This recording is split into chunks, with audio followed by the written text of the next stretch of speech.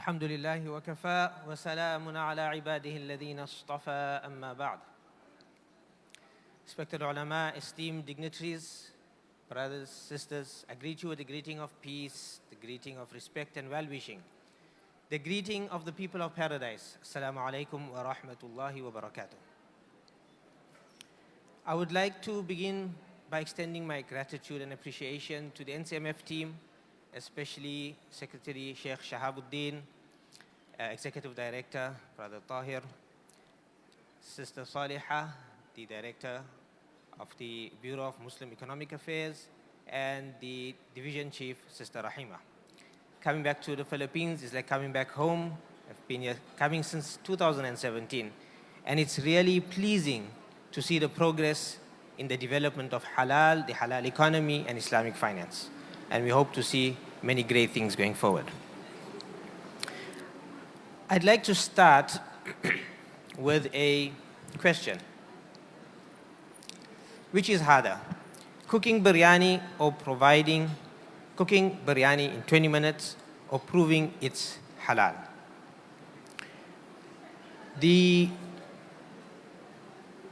While you observe that question, let me explain what is biryani to those who do not know. Biryani is a world-renowned rice dish from India that's succulent, fragranced, and very flavorful. In fact, there are over 50 variants or types of biryani. And those who have prepared biryani know that biryani cannot be made or produced or cooked in less than an hour or two. So how can it be done in 20 minutes? So let me start with a story. In 2021, Maulana Hassan Hafaji, the founder of Halal Tech, who was on stage before me, identified a problem. Professionals coming home from work did not have sufficient time to prepare a wholesome cooked meal for their families. And as you know, if you've got kids, and when you get back home, getting the bed, kids done with their homework, getting them into bed, all of this takes time. And if you're still going to prepare a meal for them, it takes a lot of time. And you cannot always buy fast food. It's unhealthy and it's expensive. So the solution to this problem was Chef's App, a meal kit that packed chef-grade ingredients, portioned and marinated in advance in a box that was frozen, and once you defrosted it, within 20 minutes, without any experience cooking, without any recipes, following simple instructions, you could have a wholesome meal prepared for your family. The product was perfect. The market was ready. However, then came the next step. And as you know, as Muslims, consumable has to have halal certification. So Maulana Hassan applied to one of the most credible halal certification bodies in the world and watched the process turn simple excitement into gray hair. Manual and inefficient workflows, lengthy and redundant verification processes. These resulted in months of to and fro. That process is not just a nuisance, it's a tax on growth. Chefs have proved product market fit, but certification turned growth into a bottleneck. Islamic finance, as a sector of the global halal economy, is the backbone that grows capital, trade finance, and Sharia-compliant investment. The halal economy is the marketplace where that capital should be deployed. As mentioned by Secretary Sheikh Shahabuddin in his welcome message yesterday, today many halal businesses still rely on conventional finance. This disconnect limits full Sharia compliance. In the Philippines, both the halal economy and Islamic finance are growing. And as emphasized yesterday by Director Sister Saliha, how do we make halal and Islamic finance work sustainably for Muslim Filipinos? Division Chief Sister Alia also indicated in her presentation yesterday when she said that we need Islamic finance instruments that can contribute towards the halal value chain. Islamic finance has matured into a credible, well-regulated sector built on uniform standards. Earlier on, we had Sayyid Siddiq on stage, and he indicated that the IOFI standards have been adopted by over 40 jurisdictions. By contrast, the global halal economy, though it is grown exponentially and holds enormous future potential, still faces systemic frictions. Every major stakeholder in the halal ecosystem encounters distinct pain points, and any serious ecosystem building effort must begin by mapping those frictions. The premise is simple. No matter how robust, strong, and mature Islamic finance may grow, as a sector of the halal economy, the halal economy also needs to develop and grow. Now let's go back to Maulana Hassan's story. After losing opportunity due to the delays in halal certification, he realized that the halal certification industry needed a solution. Upon further research, he discovered that it was not just halal certification, but rather all the other major stakeholders of the halal economy who also required a solution. Let's take a step back and look at the specific pain points that these certification bodies, businesses, regulators, and consumers face today. By identifying these pain points, and I call them pain points rather than just challenges, because they are real problems facing these stakeholders, and until we resolve these problems, we will not begin the journey towards an ecosystem that is strong and contributes to the global halal economy. So the first stakeholder we will look at are the halal certification bodies. Halal certification has matured greatly over the last 50 years. Yet these pain points, which are easily overcome, we are after all in the 22nd century, shouldn't be there and need to be resolved. The first pain point is manual workflows. And if anybody's been through a halal certification process, they know it's a process of sending emails, filling in documents by hand, lots of to and fro. We are, after all, as I mentioned, in the 22nd century.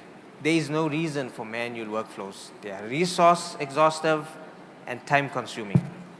The second challenge faced by certification bodies are inconsistent standards. Inconsistent standards in that differing halal bodies across the world implement various standards. And then when it comes to the commercial client and the client who is halal certified, accessing markets, this becomes a barrier. And the third is poor data management. Poor data management in that when you have manual workflows, information is received via email, stored on email, sometimes stored on desktops, sometimes stored in cloud storage, sometimes printed out, maybe it's in a filing cabinet. So your data is staggered all over the place. And this, of course, poses confidentiality risk as well. And looking at these challenges, the unfortunate reality, the ethical impact of this is that whilst we have very strong ethical halal bodies, because of this process, because it is time consuming, the unethical, the bad players out there, when they now issue halal certificates, literally they issue it within a day or two because it is fraudulent, because it is fake. But for a commercial client, for a business who needs halal certification to grow, if they are waiting 2 months for the ethical halal body to go through the audit and issue a halal certificate, and on one hand they can get that halal certificate within a few days, sometimes it makes sense. So implementing solutions in this regard also has an ethical impact. The second stakeholder is the commercial clients, the company that applies for halal certification and who wishes to enter into this market and benefit from the potential of the global halal economy. However, the first major pain point they face, of course, as I mentioned, is the manual workflow that they have to go through to get halal certified. The second is limited access to training as we know, more than 90% of halal producers are non-Muslims, and they need access to information and training to understand what is halal and what are halal requirements. Halal bodies lack the resources to sufficiently provide training to the market. And so we need a digital solution that provides training at the click of a button online for this stakeholder. The second is export credibility barriers. As we know, there are multiple halal standards. Being certified according to one standard does not guarantee access to all Muslim markets. And so this is a huge barrier that we need to work towards, and the OIC SMIC is focusing a lot on unifying halal standards.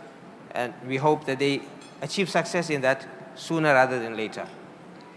And the third is that halal manufacturers and producers do not have access to a central sourcing database. If you are a halal producer and you are looking for a new raw material ingredient to develop the new product, how and where do you go to find a halal certified raw material or ingredient? There is no central database. And this is a huge pain point for producers and manufacturers. So we need to overcome this pain point as well. As we know, we live in a global village, and in a global village, raw materials, ingredients, products are being imported from all over the world. And we cannot rely on just local suppliers and local information.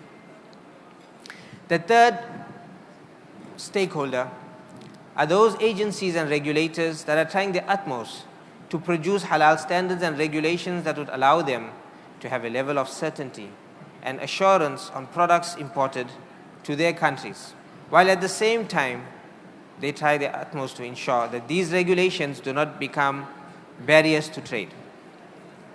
Again, going back to standardization, and we've seen that Islamic finance has one standard adopted by 40 jurisdictions, whereas when it comes to halal standards, every country, every agency, every regulator has their own standard. So this is one huge barrier, differing or conflicting national standards.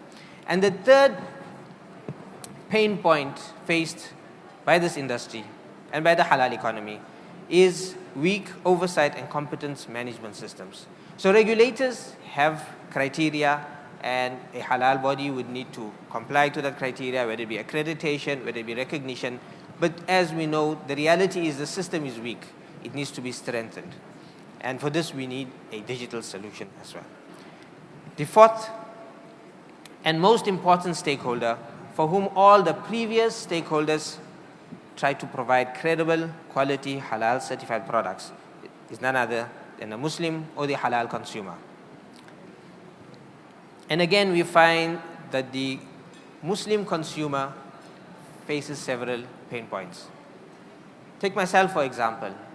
I've come to Manila. I'd like to try some lovely Filipino food, but I do not have access to any resource that would tell me where can I find halal certified retail outlets. Where can I find a Filipino restaurant that is certified halal? Hopefully the NCMF Baraka app, I haven't tried it out yet, that would solve my problem. But that is a very real problem facing Muslim travelers around the world. You go into a country, how do you find halal food? When you go shopping, how do you know which products are halal certified? And then take it further.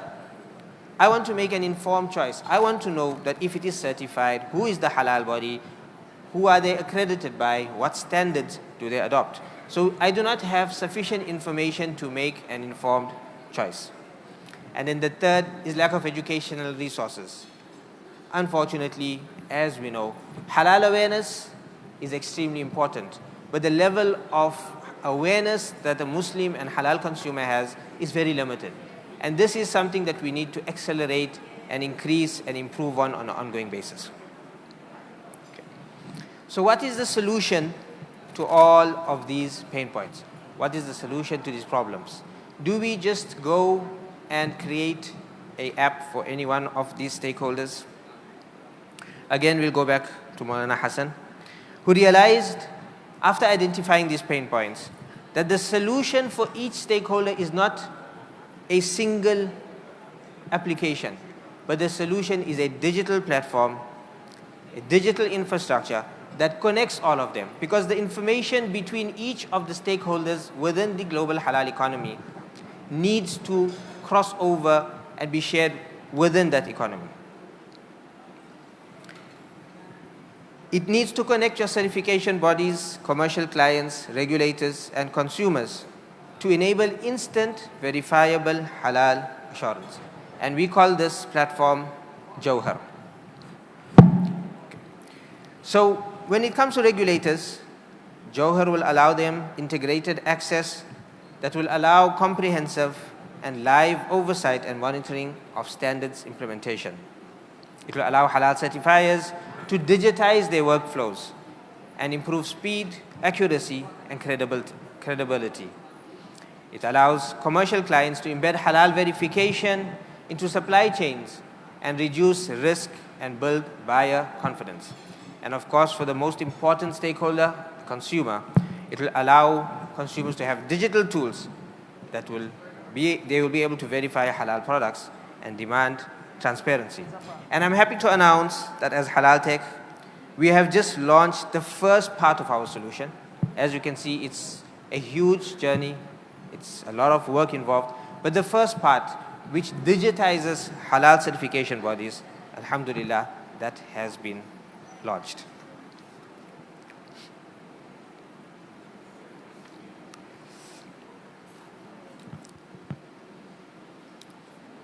If Chef Saab can cook a biryani in 20 minutes, then let us make trust and capital move just as fast. Thank you for your attention. I know this is the afternoon graveyard session, so we've got a great crowd. Thank you very much.